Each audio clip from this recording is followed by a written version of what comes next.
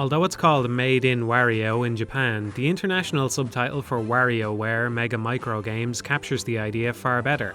Before we get into that though, let's establish why you might want to play WarioWare in the first place. The story is practically non-existent. Wario, ever the greedy antagonist, thinks that games might be a good get-rich-quick scheme, so he sets out to make some which are presumably what you play. The art is utterly bonkers and often completely inconsistent. If this resonates with you, it may come across as endearing, but it would be fair to say it's not a strong selling point. The music performs its job admirably, but is really just a collection of short jingles timed to accentuate the action. It would be fair to say you don't play WarioWare for the story, art, or music. Instead, you play it for the gameplay, which is why it's so fascinating that it's as devoid of depth as you can possibly imagine. Some micro games require only a single button press to successfully complete. Get lucky and you might even accidentally beat a few by doing nothing at all. The core gameplay of many games boils down to a sort of reaction test. An enemy swings their weapon and you dodge at the right time to succeed, but the skill set required for WarioWare is completely different. Most games bank on our innate ability to predict future events based on the current state of play. It's a bit like if someone wants to toss you a set of keys from the other side of the room. They'll probably politely call your name, wait until they have your attention, then tell you they're going to throw something over to you before doing it. You might even have to wait for them to give you a few courtesy practice gestures so you can get a feel for where they'll land. WarioWare waits until your back is turned, says catch, and immediately launches them from a catapult directly towards your hand. In both cases, you're more than capable of grabbing the keys, but your ability to quickly process brand new information will be the deciding factor in the latter. This is the appeal of WarioWare. It tests a skill that other games simply don't, and in the process it becomes the very definition of something which is greater than the sum of its parts. Individually, most of the micro games aren't even remotely interesting, but rapidly swap between them at an ever-quickening pace and they take on a whole new life. Who knows, maybe this formula is so effective it even has some merits outside of games. Ape Escape is novel in more ways than one. Being the first PlayStation title to require a dual-stick controller, it was built from the ground up to get as much mileage out of the then-new control scheme as possible. This was at a wonderful time when there were no preconceived notions about what those sticks quote-unquote should be used for, so the camera got mapped to the D-pad, jump got bound to R1, and the sticks were freed up for other uses. Every gadget requires you to use the right analog stick in some way, which ends up sacrificing responsiveness for a greater sense of oneness with the character's actions. If you want to twirl the propeller, you'll have to twirl that stick, and maybe you'll feel a little more connected to the game as a result. It has its pros and cons, but as interesting as this is, it sort of overshadowed the other half of the equation, the apes, or monkeys or whatever they are. Like every platformer, Ape Escape is about getting from point A to point B, only in this case point B is an AI-controlled character. Maybe the monkeys were inspired by this star from Mario 64, but by applying this concept to all major collectibles, Ape Escape manages to eclipse the Mario series in at least one small way. On top of all the platforming and gimmickry, each chimp presents its own miniature challenge. Even the simplest ones will drop bananas behind them as they flee, creating an obstacle the player needs to weave around. Is this some insanely complex mechanic which adds a bunch of meaningful content to the game? Not at all, but is it better than wandering to a certain part of the map and landing directly on the correct XYZ coordinate? I think so. Of course, this ignores the fact that the Mario series often has way more enjoyable movement, but who's to say a platformer couldn't have both the smooth, intrinsically fun locomotion of Mario and Ape Escape's fun quirk waiting at the end of the gauntlet? Not only does Ape Escape present a fascinating alternative to standard collectibles, but it actually executes the idea really well. The siren light on a monkey's head indicates their alert level in a simple, intuitive way without the need for a heads-up display. Their pants, items and accessories tell you how they'll behave once they notice you. Some are much faster than average, encouraging a stealthier approach, while others are more perceptive and will fight back. A higher general level of alertness would have been welcome, but otherwise the AI is well crafted, with monkeys actually looking behind themselves as they flee, allowing you to circle around as one method of capture. They can even jump across platforms, dive into water, and swim all the way back to dry land, which is kind of impressive even by modern standards. As much as I want to champion this idea, they took the right approach where they're not so clever as to be frustrating to catch. The point isn't to make the chase the main source of challenge, at least not the majority of the time. It's just a simple way of enhancing tension. Even if a monkey doesn't put up much of a fight, you have no way of knowing that beforehand. It's not a sure thing until they're firmly in the net. There's this little build-up which then pays off with the relief of capturing them. When you break it down, it sounds almost meaningless, but generating those little climaxes is extremely valuable, and Ape Escape's method stands out as one of the best. By the way, if you happen to be making a platformer and you watch this bit, don't steal my idea of ripping off Ape Escape. I came up with it first. If you're anything like me, games are your primary hobby in this life. I've spent more time with games than I have films, books and music combined. Still, it's nice to change things up from time to time. Variety is the spice of life, so the saying goes, and he who controls the spice controls the universe. Or at least that's how it is in Dune, which I just read for the first time recently. It gets a thumbs up from me, if only for its well fleshed out universe unravelled over the course of its story. Being the ludophile I am, my first exposure to this franchise was actually Dune 2000, a real-time strategy game developed by Westwood, best known for Command & Conquer. I'd go on to play Emperor Battle for Dune when that came out and eventually learned that Dune 2, an earlier Westwood game, is considered the progenitor of the real-time strategy genre. Some would say Herzog's Vi deserves that title instead, but I'm not here to debate such a pointless point. Instead, we're going to look ahead to Warcraft and Starcraft, probably the most famous real-time strategy games which themselves were building on Westwood's legacy. If you've played or even just watched any considerable amount of StarCraft, then you'll know that one of the keystones of its design is the idea of harassment. Workers need to gather minerals, but the opposition can come in and disrupt them. This adds another layer of decision making. Players in an offensive position have the choice of either attacking head-on or going for the drones. Tech choices are informed by these decisions, and overall it plays a large part in the outcome of any match, especially at the highest levels of play. There's other ways to handle this kind of resource component, like Dawn of War, which uses a capture point system instead, but little harvesters going out to do their job is the default, and it's the default because of Dune. If Frank Herbert had never written about the spice harvesters, Westwood would never have been compelled to include them, and so we might not have peasants, peons and probes to protect. Given how many strategy games have implemented a similar harvesting mechanic, maybe this kind of setup was inevitable, but maybe not. If not for Dune, the strategy genre might look unrecognisable today. At the very least, it would have started evolving from a different title instead, and nobody can say where that path might have led us. It's fascinating that a book written around the dawn of computer games ended up codifying one of the most prolific and important mechanics of the strategy genre. Herbert died in 1986, so he never even knew this. Makes you wonder what kind of inspiration can be derived from other works that might seem totally obvious in retrospect, if only we could see the road not travelled. Some games just barely exist anymore. What you're seeing right now is Point Blank, a light gun game released in 1993. As with many arcade games, it got a console port, which I then picked up. I had initially gotten a light gun for Time Crisis, only picking up Point Blank and Ghoul Panic later to get more use out of the peripheral. Time Crisis and House of the Dead are the ones most commonly associated with light guns, but if you ask me, Point Blank and Ghoul Panic are much better. Time Crisis is more or less the same thing the whole way through. Bad guys pop up and you shoot them to knock them down, like a more modern take on Whack-A-Mole. Point Blank has stages like that, but you'll occasionally be asked to take a single, precise shot instead. It's constantly mixing things up, sometimes in ways which are quite clever. A favourite of mine is one where you spell words with a keyboard by shooting it. Another challenge asks you to beat up a car with your gun, requiring you to rapid fire as quickly as possible. Basically, it gets more mileage out of the controller, testing your skills with it in various ways. It's overall pretty polished, and it's even got a rudimentary but decent scoring system. Maybe Point Blank 2 or 3 are even better, but at this point I'll probably never be able to say for sure. Right now I don't have them, or the CRT TV I'd need to get my light gun working again, and this is the problem. Point Blank is fading away because it's not something that can be perfectly replicated with current hardware. In case you're unaware, old light guns were reliant on CRT TVs because of the way they calculate whether you hit your target or not. The infrared solution of the Wiimote is good for what it is, but it's not quite the same thing. There's a sort of one-to-one precision with older guns which could make the Wii hard to adapt to if you were used to them. Emulation can be fraught with petty frustrations, but for most games it offers a reasonable answer to these kinds of preservation woes. With a quick tweak you can even get your mouse acting as a light gun, although mine was perpetually misaligned for some reason. This offers a high level of speed/precision, but nothing like aiming down the sights yourself, and it also requires a cursor which changes everything, especially for Point Blank. Those challenges where you have one shot lose all their tension when you can line the reticule up perfectly before pulling the trigger.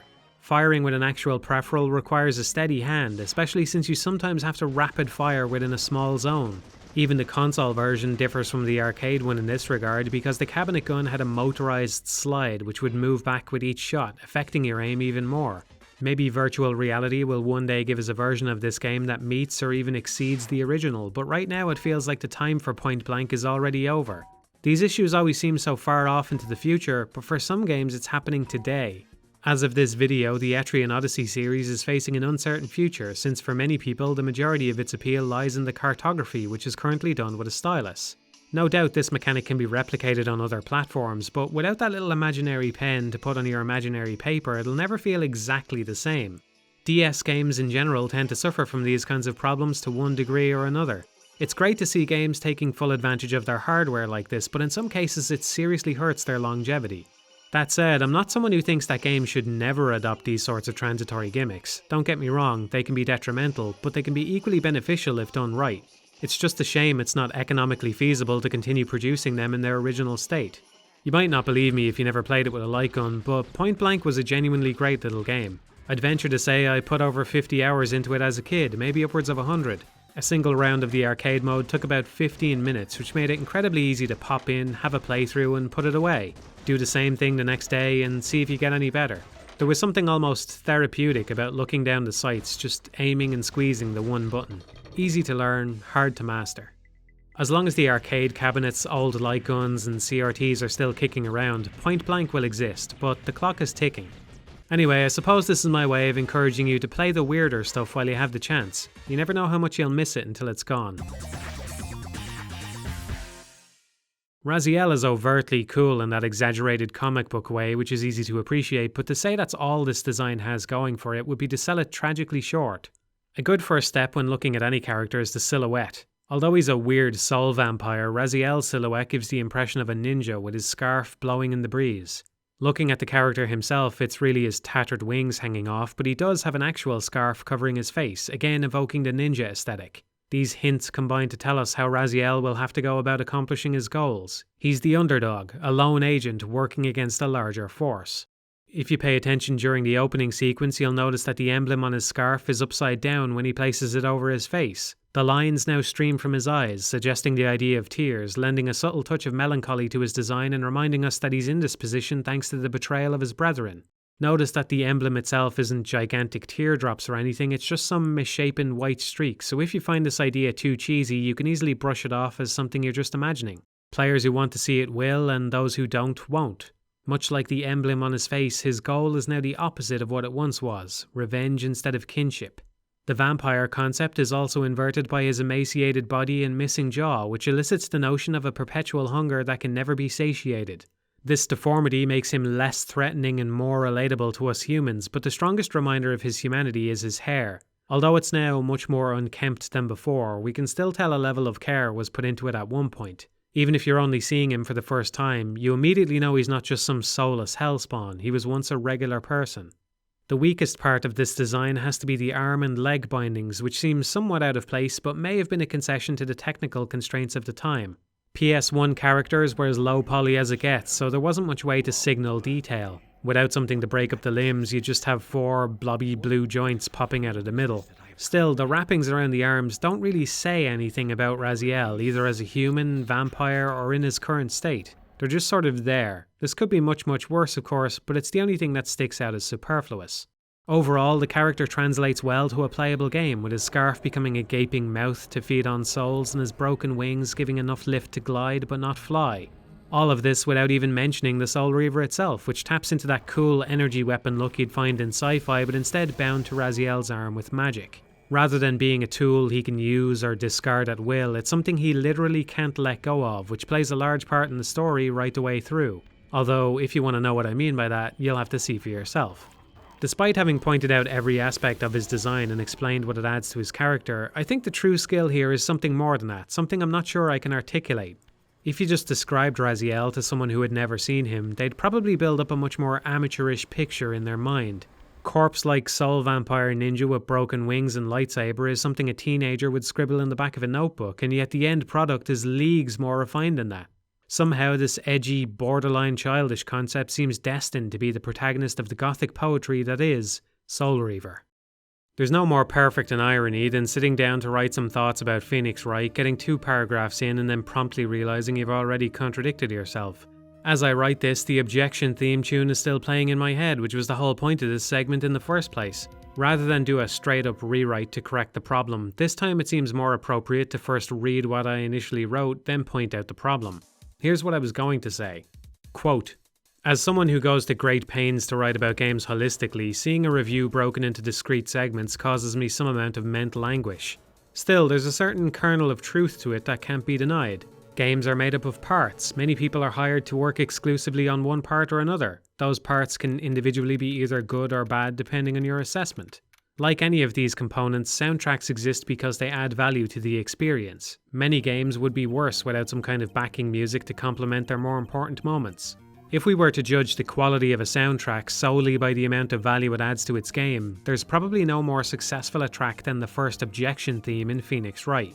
What you might forget about Phoenix Wright is just how inauspiciously it all starts. Wanting to try out That Lawyer game, you pop a cartridge into your DS and are totally unsurprised when just moments later you find yourself in a courtroom. Time to be an attorney, which, as it turns out, is mostly about listening and talking to people. These games are a perfect example of how to build drama on a shoestring budget, but it's hard to see it in those opening moments when the tutorial case is just getting underway. That is, until the first objection happens. I'm gonna play a clip now, have a listen to the music, but also notice the lead-in beforehand which accentuates its impact. End quote. That's as far as I got before I realised my mistake. I wanted to tell you about the Objection theme and how crucial it was to the success of the entire Ace Attorney series, but already I've started mentioning other elements instead. At the risk of sounding conceited, it seems like I had the right idea all along. Even such a powerful, memorable theme tune can't be separated entirely from the rest of its game. Of course, I was going to talk about the music itself. The melody is mainly 3 repetitive notes in an ascending arrangement, imparting a feeling of perpetual triumph. Any given scene in Phoenix Wright can last an indefinite amount of time, so rather than compose a swell at the start, it just continuously does so. Some light, bubbly synths in the background pop in to evoke the game's thinkier tunes like Logic and Trick, essentially reminding us that our victory was an intellectual one, not a physical one. Lastly, there's the backing ambience, which smooths everything out and lends the track a more serious vibe which shines through during later parts of the trial when the stakes are high.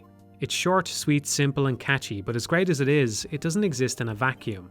It's about time I played that clip. Watch carefully for everything that happens before the Objection theme kicks in.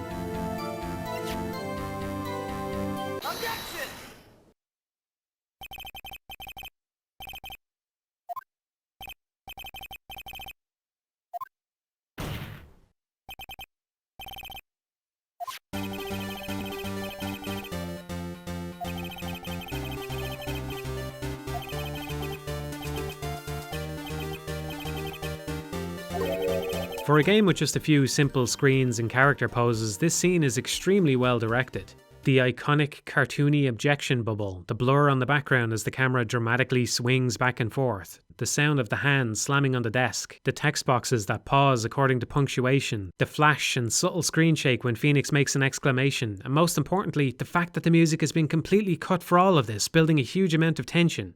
All of these things happen, then the objection theme plays. Even everything I just described is part of a grander picture, the whole point being to reward the player for successfully choosing evidence which contradicts the witness testimony. In fact, we could even rewind further and point out how the prosecution objects to something first, building the player's desire to fire back with one of their own. It's still true that the individual parts matter. Without a strong objection theme, this scene would fall flat at that crucial moment. This music is the ignition that lights up the whole series. It's the moment when Phoenix Wright goes from That Lawyer game to something else entirely, something you suddenly want to play a lot more of. Masakazu Sugimori deserves a round of applause for crafting such an iconic track, but at the same time we should also recognise that even a great spark is nothing without the right fuel. The lore of the Souls games and Bloodborne have been well covered by the community, who have dug deep into item descriptions and other elements to figure out what the backstory to each of these worlds are. At this point, there's probably some people who understand the intricacies more thoroughly than anyone at From Software ever did. It's nice that a community can be so driven to piece things together for themselves, but what can get overlooked in this desire to know all the details are the overall themes of each game and what that might communicate to us. The focus of the original Dark Souls on entropy and crafting a world that conveys that premise is more important than any of the individual events that occur in the story. In this thematic sense, Bloodborne becomes especially interesting when considering its pedigree. The antagonist of Demon Souls is the Old One. Players aren't given much information about it, and even once we see it at the end, it just looks like some kind of massive tree thing. It never speaks, and its goals or motivations are never made clear. You quickly get the impression that, whatever it is, it's beyond human comprehension. Humanity somehow seems irrelevant by comparison. Apart from the fact that it looks somewhat aesthetically pleasing, it is for all intents and purposes an eldritch abomination. When you describe it this way, the parallels to Bloodborne are obvious. However, most people would call the Old One a demon. It's the central antagonist of Demon Souls. The bosses are demons. It stands to reason that the Old One is also a demon. It is, but that's not the whole story. After all, the word demon is just a term we use to describe certain non-human creatures. This is a concept that Bloodborne expands on, knowingly or not. What's interesting about Bloodborne isn't how different it is from Demon's Souls, but how similar it is. Reversing your thinking, it's easy to see how Amygdala, a huge, ugly threat to humanity, is, for all intents and purposes, a demon. I know for a fact I'm not the only one who reached Rom and was immediately struck by the parallels between it and the primeval demons from Demon's Souls. This is Bloodborne's greatest trick. It doesn't just adapt the gameplay of Demon's Souls to a newer era, it adapts the premise as well, saying something new in the process. As humanity entered a more scientific age, we became aware of our place in the cosmos. What was once considered to be the centre of everything, the Earth, was shown to be just a small part of a vast universe. Even contemplating the sheer scale of this can be enough to send a wave of dread over many people. It's discomforting to know that, in the grand scheme of things, we're almost completely irrelevant to the larger picture. This fear is what H.P. Lovecraft tapped into when he pioneered the subgenre of cosmic horror. The premise is simple and all the more terrifying for it. If the universe is incomprehensibly large, then it might also house incomprehensible beings. If those creatures came into contact with humanity, the results could be disastrous. This is the kind of thinking that might keep you up at night, but when you do fall asleep, as you inevitably must, there's a chance you'll dream. Research suggests that not only do humans dream, but many other animals do as well. In other words, humans have been dreaming since before we were even human in the first place. In a primitive, more bestial society lacking the information we have today, the only way to adequately explain dreams and the content within them was with supernatural causes. This goes for nightmares as well. Thousands of years ago, if the line between dream and reality became blurred as you had a terrifying vision of a creature looming over your bed, the best way to explain it was with a religious context. A demon did it. Today, you might start talking about your alien abduction instead. With a total lack of empirical evidence for either, it's safer to assume that demons and aliens have the same origin, human imagination. The world of Bloodborne has advanced to a point where mankind's place in the universe is known, and this is why it frames these creatures as celestial beings instead. Make no mistake though, they're not really any different from the old one. We can't ever understand the mind of either, and both would be equally terrifying to us in reality. The fact that this similarity hasn't even occurred to many people proves just how much context can shape our perception of reality. There's always another way to see things. All it takes is some insight. Can a game be so completely derivative of others so as to lose all value? Well, if that terribly loaded question is anything to go by, yes it can. There's nothing wrong with Abzu. In fact, there's plenty right with it. The environments are just as beautiful as anything Journey had to offer, which should come as no small surprise since it was helmed by the art director of that game. Movement is simple and feels appropriately responsive. Set pieces are doled out at a great pace without lingering too long in any one situation. It even manages to one-up Journey in at least one regard by almost entirely eliminating cutscenes. The murals, which once took control away from the player, are now just presented as part of the environment. If this game had been made before Journey, it would feel like the next logical step in a chain of that game company's games, but coming afterwards it just feels redundant. Thematically, Abzu shares more in common with Flower. Both focus on environmentalism, essentially asking players to consider how human construction encroaches on nature. It would be fair to say that both games succeed at accomplishing this to some degree. The message may be very one-sided and heavy-handed, but it's easy to appreciate the simple beauty both present. The only problem with Abzu is that Flower already exists.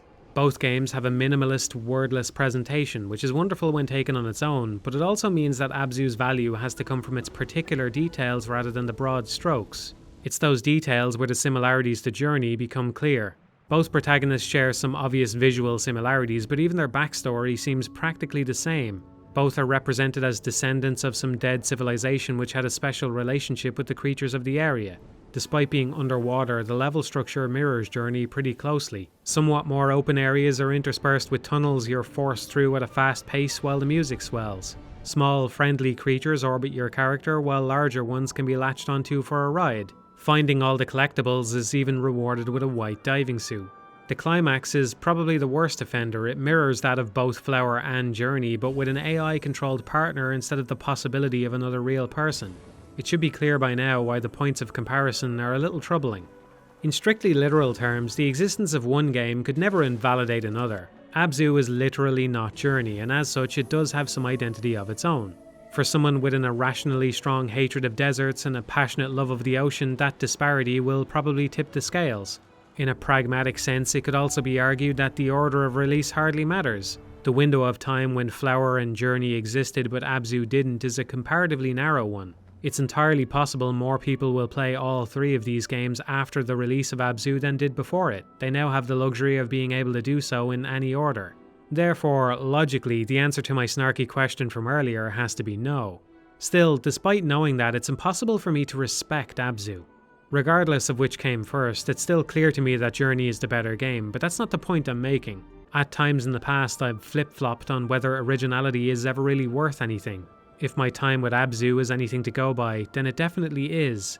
Playing Abzu, it's hard to know if it was something the developers were genuinely passionate about or just what they thought would be a safe bet after the success of Journey. There's sincerity in originality.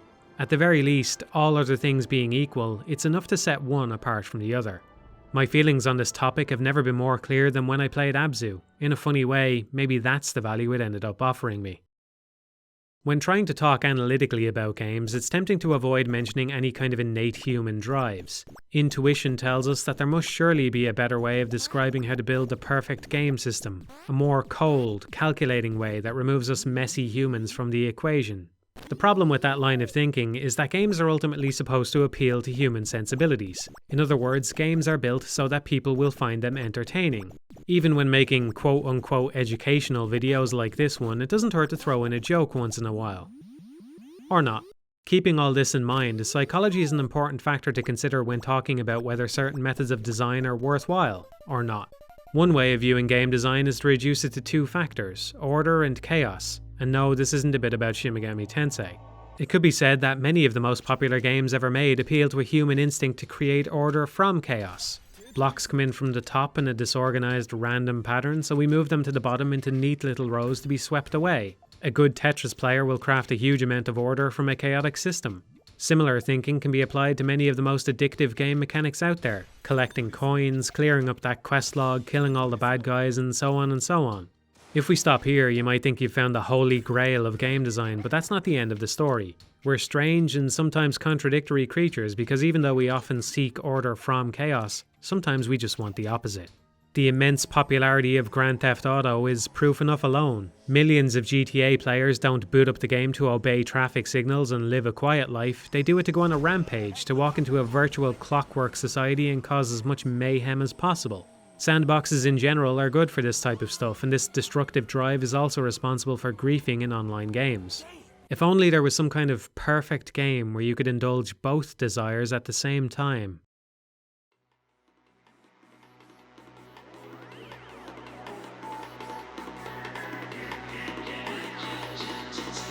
Katamari Damacy. Dropped into a room littered with objects, your goal is to roll them all up into your magic ball. At first, this only caters to the desire to clean up a messy room, taking the chaotic arrangement of items and unifying them under the banner of your Katamari, but as the scope expands, so does the appeal. That annoying cat who knocked you away a minute ago now gets helplessly rolled up into your ever-growing clump of junk. Before you know it, you're the pilot of the most cataclysmic event in human history, all while a delightful soundtrack propels you forward.